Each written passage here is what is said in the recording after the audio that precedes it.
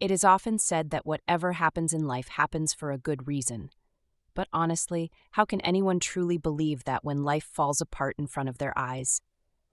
I still remember that day as if it happened only moments ago. I was wandering through a dense green forest, where the trees whispered ancient secrets with every gust of wind. Suddenly I found myself running, breathless and broken, searching for someone, anyone, who could make sense of my sorrow. Tears streamed uncontrollably down my face, blurring my vision. I stumbled into the clearing where the sage sat, my heart pounding like a war drum. The sage, a figure so calm it felt unnatural in that storm of emotion, sat cross-legged beneath an ancient tree, as though he were part of the forest itself. His eyes were closed in deep meditation, and for a moment I hesitated to disturb him. But my pain was too great to bear alone. With trembling knees, I collapsed at his feet, gasping for breath, my body shaking uncontrollably. The sage slowly opened his eyes and looked at me, not with surprise, but with a soft, knowing gaze. Gently, he placed a hand on my shoulder and asked, "What troubles you, my child?" The words barely formed in my throat as I choked on sobs. "I've lost everything," I cried out, my voice echoing against the walls of the forest. "Thieves ambushed me here. They took all my belongings, everything I owned. My money, my food, my clothes, gone. Now I have nothing left, not even a way to return home. Everything I worked for, every dream shattered in an instant. How can this be happening to me?" I buried my face in my hands, feeling swallowed by despair, as though the forest itself was closing in on me. To my shock, the sage smiled, a serene, unshaken smile that made my anger rise. "Do not worry, my son," he said, his voice calm like a still river. "Whatever has happened for a good reason." I stared at him, disbelief mixing with the rage boiling inside me. "A good reason?" I spat the words, glaring at him through teary eyes. "How can you say that? This is the worst day of my life. What reason could possibly justify me being robbed and left with nothing?" I could feel my pulse thundering in my ears, my fists clenched so tightly, my nails dug into my palms. "Tell me," I demanded, my voice breaking but forceful, "how can losing everything be good for me?" The sage, unbothered by my fury, simply gestured for me to sit and began to speak, his tone soft but filled with weight. "Let me share a story with you," he said, "a story of a man whose life crumbled in ways even worse than yours, and yet he learned a truth you have yet to see." As I sat, still breathing heavily, the sage continued. "Long ago, in a small village wrapped in rivers and hidden by thick forests, there lived a humble farmer.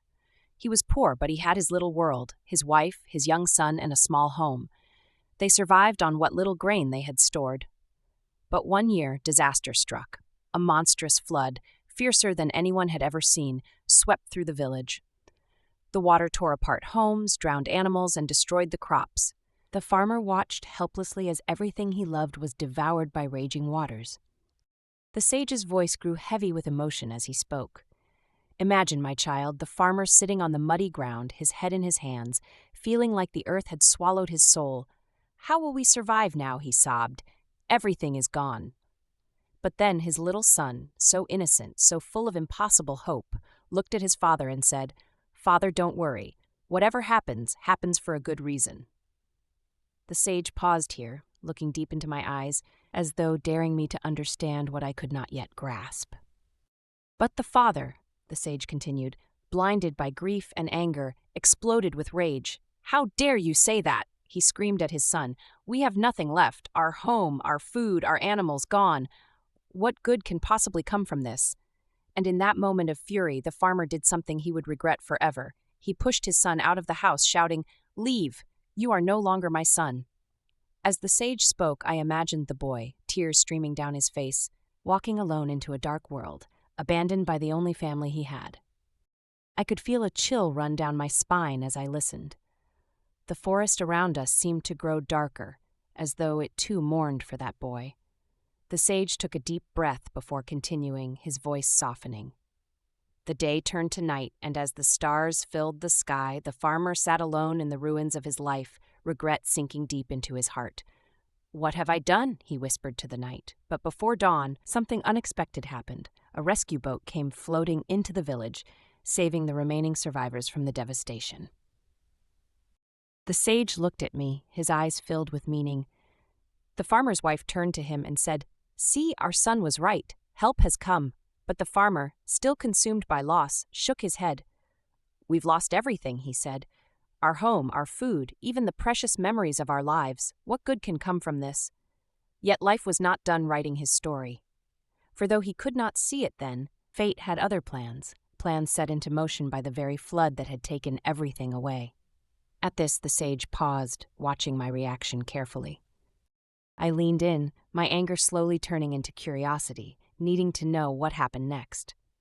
There was something about the way the sage told the story, something that made me feel as if I too were part of it, struggling to see the light in the darkness.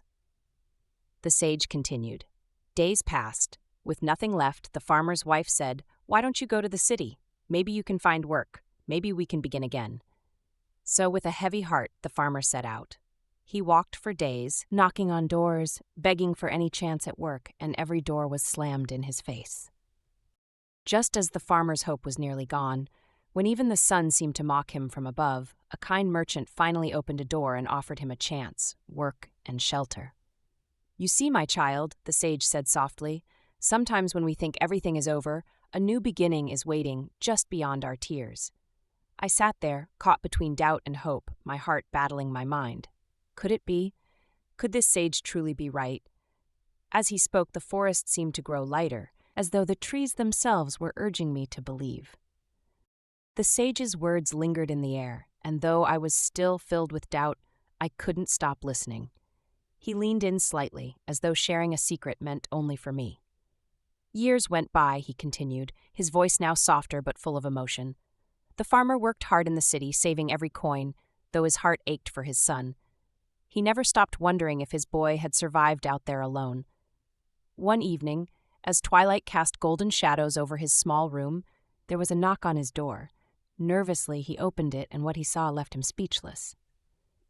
Standing before the farmer was a young man, strong and confident, but with eyes filled with warmth and tears. "Father," he whispered, his voice trembling, "it's me." The farmer's knees nearly buckled beneath him as he reached out to touch his son's face, making sure he wasn't dreaming. The son stepped inside, carrying a bag full of coins, and smiled. "I've been searching for you. After you sent me away, I found work in the city, learned the ways of trade, and built a business. I'm successful now, Father. I've come to take you and Mother home to a better life."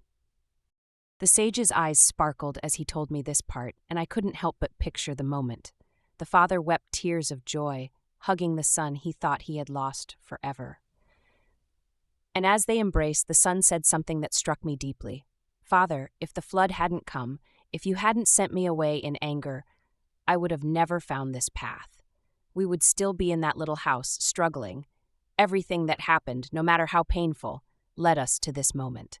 Sometimes life breaks us apart to build us back stronger, even if we can't see it right away." I swallowed hard, realizing that maybe, just maybe, there was something deeper to my loss. Still, I asked the sage, "But what about me? My story isn't over like that farmer's. I'm still broken. I've lost everything.